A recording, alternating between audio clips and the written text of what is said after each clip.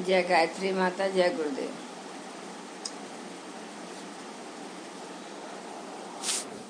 आगे पंडित श्री राम शर्मा आचार्य जी लिखते हैं कि अमेरिका का एक साधारण गृहस्थ चार्ल्स फिलमोर ईश्वर भक्त था, सच्चा और सरल व्यक्ति था। कहा जा सकता है कि इसी कारण उसके स्वप्न भी सात्विक होते रहे होंगे। किंतु एक रात फिलमोर जब सो रहे थे, उन्होंने एक स्वप्न देखा। एक अज्ञात शक्ति ने कहा, तुम मेरे पीछे पीछे आओ।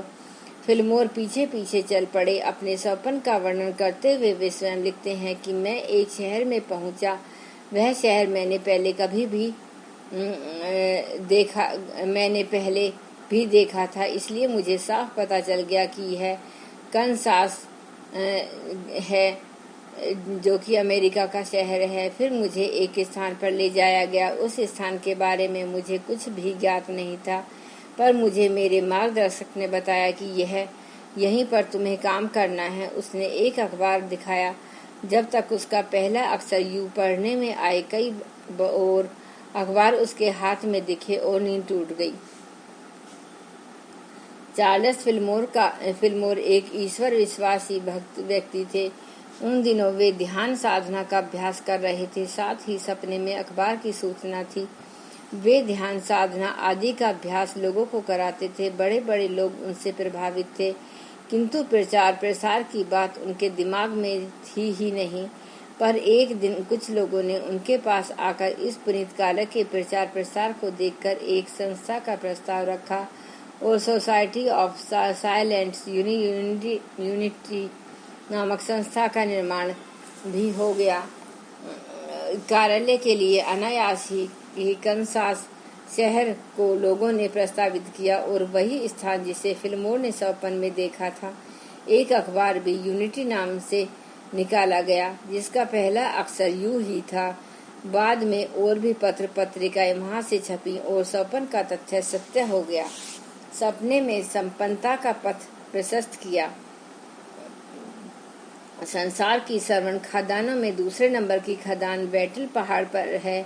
उसके मालिक विनफील्ड स्टार्टर ने इस खदान को प्राप्त करने संबंधी आत्मविवरण में लिखा है कि वह दुर्भाग्यग्रस्त होकर व्यापार में अपना सब कुछ गंवा बैठा था। दुखी और उद्विग्न मन को शांति देने के लिए इधर उधर भटकता रहता था। 4 जुलाई 1891 को वह ऐसे ही कोलोराडो क्षेत्र के एक खुले मैदान में रात्रि बिता रहा था। सपने में उसने देखा कि एक फरिश्ता आया और उसे बैटल पर जाने का रास्ता बता रहा है और एक जगह पर निशान लगाकर बता रहा है कि यहाँ सोने की खदान है, तुम इसे पाकर मालदार बन सकते हो। स्ट्राटन हड़बड़ाकर उठ बैठा। उसने अपने पास वह जमीन खरीदने और खुदाई करने के लिए पैसा नहीं सो उसने अपने संपन्न मित्रों से सपने की चर्चा की और वहीं खोदने का प्रस्ताव रखा। सभी ने उसका उपहास उड़ाया। भूगर्भ विज्ञानी 18 वर्ष पूर्व उस सारे पथरीले क्षेत्र की भली भांति खोज कर चुके थे और घोषणा कर चुके थे कि यहाँ किसी कीमती खनिज के मिलने की संभावना नहीं है। अस्तु कोई भी उसका साथ देने के लिए तैयार न हुआ। स्टार्टन निराश नहीं हुआ। वह अकेला ही वहां पहुंचा। हाथ से खोदने पर भी उसे सोने का डला मिल गया। इसके बाद उसने किसी प्रकार धन जुटाया और वह क्षेत्र खरीदा और अरबपति बन गया।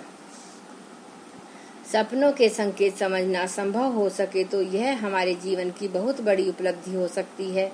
जिस स्थूल जगह में हम निवास निर्वाह करते हैं, उसकी जड़ें सूक्ष्म जगत में रहती हैं। पेड़ दिखता है पर जड़ें दिखाई नहीं पड़ती। वस्तुतः पेड़ की विशालता, मजबूती और हरियाली इस बात पर निर्भर रहती है कि उसकी जड़ें कितनी गहरी और सक्षम हैं। इसी प्रकार स्थूल जगत अथवा स्थूल जीवन प्रस्तुत उपलब्धियां सूक्ष्म जगत से ग्रहण करता है। सूक्ष्म को समझ सकने पर उसके साथ तालमेल बिठा सकना संभव हो सकता है। यह तालमेल पूरी तरह तो योग साधना द्वारा आंतरिक निर्मलता प्राप्त करने से ही बिठाया जा सकता है, पर उसका आधा अधूरा काम सपनों के माध्यम से भी चल सकता है। सपनों को स्थूल और सूक्ष्म के बीच की एक महत्वपूर्ण कड़ी कहा जा सकता है। अविज्ञात की अनुकंपा से अलोक दर्शन। विशिष्ट प्रतिभाशाली व्यक्ति कभी भी मात्र स्थूल दृष्टि से ही विकसित नहीं होते। योग साधना के राजमार्ग से न सही दूसरे किसी ढंग से सही उनकी चेतना विकसित होती रहती है। सूक्ष्म शरीर प्रखर और पुष्ट होता है। जाने अनजाने उनका दृश्य सूक्ष्म जगत से संबंध जुड़ा ही रहता है। यही बात योग साधना ने न करने वाले किंतु सात्विक पवित्र भावनाओं, विचारों एवं आचरण करने वाले धार्मिक लोगों के बारे में भी सच है। अतः ऐसे लोगों को सूक्ष्म जगत से आकस्मिक प्रेरणाएं मिलना स्वाभाविक है। इसी प्रकार अविज्ञात सत्ता अपनी योजना अनुसार किसी भी महत्वपूर्ण समस्या के समाधान के लिए गुत्थी को सुलझाने के लिए प्रकाश देती है। पुरातत्ववेत्ता प्रोहिल प्रिकिट एक प्राचीन शिलालेख का अर्थ समझने का प्रयत्न कर रहे थे, पर बहुत दिन माथापच्ची करने पर भी कुछ अर्थ संगति नहीं बैठ रही थी। एक दिन उसने स्वप्न देखा कि बेबीलोन का कोई पुरोहित उस लेख का अर्थ समझा रहा है। वे हड़बड़ाकर उठे और वह अर्थ नोट कर लिया। दूसरे दिन उसने संगति मिलाई तो अर्थ बिल्कुल सही निकला और उनकी गुत्थी सुलझ गई।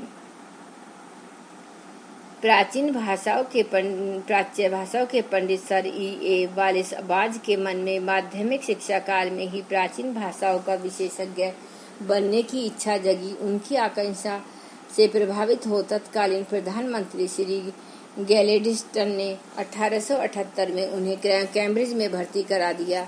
यहाँ उन्होंने एसीरियन भाषा तो सीख ली, पर उससे भी प्राचीन एक्केडियन भाषा बहुत कठिन पड़ती थी। पूरे यूरोप में उस भाषा के ज्ञाता 2-4 व्यक्ति ही थे। एक दिन क्राइस्ट कॉलेज के प्रधानाचार्य ने उन्हें बुलाकर कैम्ब्रिज यूनिवर्सिटी द्वारा आयोजित प्राच्य भाषा प्रतियोगिता में सम्मिलित होने तथा प्रथम श्रेणी लाने पर अध्ययन हेतु आर्थिक सहायता मिलने की बात बताई। इस प्रतियोगिता के परीक्षक प्रोफेसर से प्राच्य भाषाओं के प्रकार विद्वान थे। बज का उनसे कोई परिचय भी नहीं था। वे तैयार तो हो गए, पर परीक्षा की कड़ाई का अनुमान नहीं उन्हें बेचैन बना रहा था और प्रतियोगिता में न बैठने को प्रेरित कर रहा था। परीक्षा के एक दिन पूर्व बज ने परीक्षा में बैठने का विचार त्याग दिया, पर उसी रात उन्हें स्वप्न आया कि वह एक रोशनदान वाले कमरे में परीक्षा देने बैठे हैं। एक अध्यापक आया। उसने कोट की भीतरी जेब से एक लिफाफा निकाला, सील तोड़ी और उसमें से हरे रंग के कुछ पर्चे निकालकर एक पर्चा बज को देते हुए कहा, लो, इन प्रश्नों के उत्तर देने हैं। एसिरियन और एस्कोडियन भाषा के जो अंश दिए हैं उनका अंग्रेजी में अनुवाद करना है। इतना कहकर अध्यापक बाहर चला गया और कमरे में ताला लगा गया। स्वप्न में बज ने पर्चे ध्यान से पढ़े। उस रात कई बार नींद टूट कर लगने पर पुनः पुनः वे ही पर्चे स्वप्न में सामने आए। इस पर उन्हें विश्वास जम गया कि ये ही पर्चे परीक्षा में आएंगे और तदनुकूल ही बज ने तैयारी भी कर ली। परीक्षा हाल में जाने पर परीक्षा हाल फुल हो जाने से उन्हें स्वप्न में देखे कमरे जैसे कमरे ही में ही बिठाया गया और अध्यापक ने आकर हरे रंग का ही पर्चा दिया। हरा रंग परीक्षक की आंख दुखने के कारण किया गया था, जो स्वप्न वाला पर्चा ही था। बज ने बड़ी प्रसन्नता से पर्चा पूर्ण किया और प्रथम आए तथा फेलोशिप एवं आर्थिक सहायता भी प्राप्त की। सन 1924 तक वे ब्रिटिश म्यूजियम में मिस्त्री और असीरियाई विभाग के प्रधान के पद पर काम करते रहे।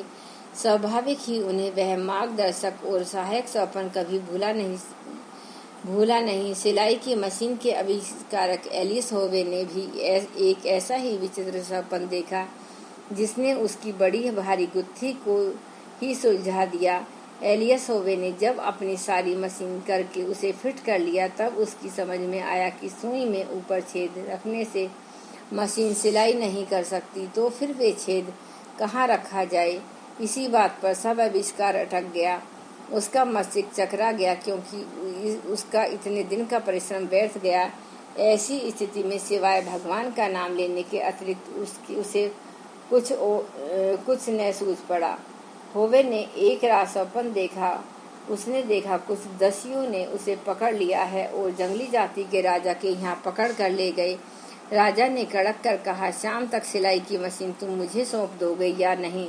कुछ न बोलने पर एक सिपाही एक नुकीला भाला लेकर सामने आया और बार बार छाती की ओर भाला ले जाता, पीछे हटाता और फिर वही प्रश्न पूछता बोला, मशीन 4 दिन तक देगा या नहीं। आविष्कारक की दृष्टि भाले पर ही थी और वह बहुत डर गया था। सांस तेज हो जाने से नींद टूट गई। घबराहट अभी ज्यों की त्यों थी। नींद टूटने के बाद भी भाले का आने जाने वाला दृश्य मस्तिष्क में बराबर झूल रहा था और इसी दृश्य ने उसकी समस्या हल कर दी। उसने मशीन में एक ऐसा पेंच फिट कर दिया जिससे सुई भाले की तरह नीचे ऊपर जाने लगी और दुस्तर समस्या भी मिनटों में सुलझ गई। मशीन कई तरह की बन चुकी हैं, पर सभी जानते हैं कि सिलाई करने वाली सुई हर मशीन में उसी तरह आगे पीछे जाकर मिलती है। आज के लिए बस इतना ही। यह पुस्तक सपने झूठे भी सच्चे भी पंडित श्री राम शर्मा आचार्य जी की लिखी हुई है, जिसको मैं आपको अपनी वाणी में सुना रही हूँ। मेरा आप सभी से अनुरोध है कि आप पुस्तक को बहुत मन लगाकर सुनना तथा दूसरे लोगों को भी सुनने के लिए प्रेरित करना, जिससे जन जन तक पंडित श्री राम शर्मा जी के जो विचार हैं, जो उन्होंने अपने मन से ये पुस्तकें लिखी हैं, उनका ज्ञान सारे संसार को मिल सके। एक बार गायत्री मंत्र का उच्चारण करते हैं। ओम भूर्भुवः स्वः तत्सवितुर्वरेण्यं भर्गो देवस्य धीमहि धियो यो न प्रचोदयात्।